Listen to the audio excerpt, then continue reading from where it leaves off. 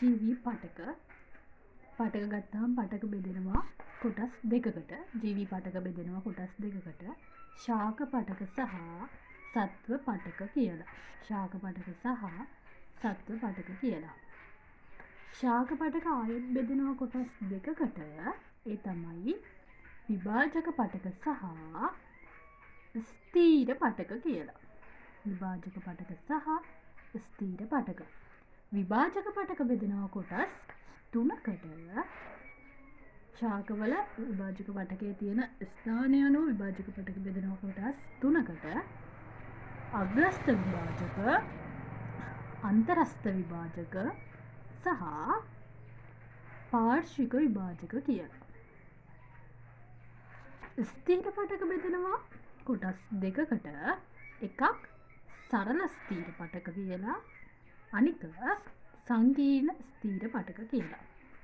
සරල ස්ථීර පටක හැදිලා තියෙන්නේ එකම වර්ගයේ සෛල සමූහණය වෙලා. සංකීර්ණ ස්ථීර පටක හැදිලා තියෙන්නේ වෙනස් වර්ගයේ සෛල විවිධ සෛල සමූහණය වෙලා. සරල ස්ථීර පටක ආයෙත් බෙදෙනවා කොටස් තුනකට.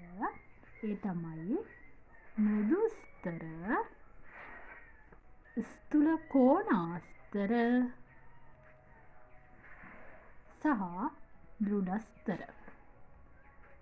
සංකීර්ණ ස්ථීර පටක ආයෙත් බෙදෙනවා කොටස් දෙකකට. ඒ තමයි ශෛලමයි, ෆ්ලෝයමයි. ශෛලම පටකය සහ ෆ්ලෝයම පටකය. ශෛලම පටකය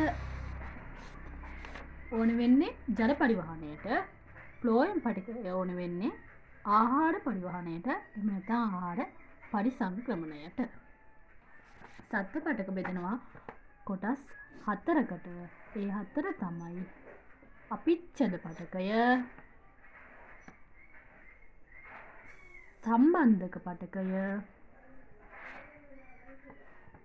පේශි පටකය සහ ස්නායු පටකය කියලා.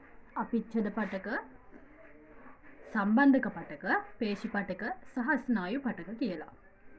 අපිච්ඡද පටකය කියලා කියන්නේ හම වගේ තැන්වල තියෙන මේ සමේ සහ දේහයේ අභ්‍යන්තර හෝ බාහිර පෘෂ්ඨ ආස්තරණය කරන තැන්වල තියෙන අපිච්ඡද පටක. සම්බන්ධක පටකයට උදාහරණයක් තමයි රුධිර පටකය. උදාහරණයක් තමයි රුධිර පටකය. ඊට අමතරව අස්ථි, කාටිලේජ ඒ වගේ ඒවා සම්බන්ධක පටක වලට උදාහරණ. පේශි පටකයට උදාහරණ. පේශි පටකය බෙදෙන කොටස් තුනකට. ඒ තමයි කංකාල පේශි, සිනිඳු පේශි සහ හර්ට් පේශි කියලා. මේ තමයි පටක වර්ගීකරණය. ජීවී පටක බෙදෙන කොටස් දෙකකට. ශාක පටක සහ සත්ව පටක. ශාක පටක බෙදෙන කොටස් දෙකකට විභාජක පටක සහ ස්ථීර පටක කියලා. විභාජක පටක තුනයි. අග්‍රස්ත, අන්තරස්ත, පාර්ශ්වික. ඒවා බෙදෙන්නේ ශාක දේහයේ ඒවා තියෙන ස්ථානය අනුව. ස්ථීර පටක බෙදෙන්නේ ඒවා ස්ථිර පටක බෙදෙනවා සරල ස්ථීර පටක සහ සංකීර්ණ ස්ථීර පටක කියලා. ඒ බෙදෙන්නේ සරල ස්ථීර පටක එකම වර්ගයේ සෛල වලින් සමූහණය වෙලා තියෙනවා. සංකීර්ණ ස්ථීර පටක වෙනස් වර්ගයේ සෛල වලින් තමයි සමූහණය වෙලා තියෙන්නේ. ඒ කියන්නේ සරල ස්ථීර පටක වල තියෙන්නේ සෛල වර්ග එකක්. සංකීර්ණ ස්ථීර පටක වල සෛල වර්ග රාශියක් තියෙනවා. එකක් නෙමෙයි, එකකට වඩා වැඩි ගාණක් තියෙනවා. සරල ස්ථීර පටක බෙදෙනවා මෘදු ස්තර, ස්ථූල කෝණාස්තර සහ දෘඪ ස්තර කියලා. සංකීර්ණ ස්ථීර පටක බෙදෙනවා ශෛලම් පටකයයි, ෆ්ලෝයම් පටකයයි කියලා. ඒ ශාක පටක.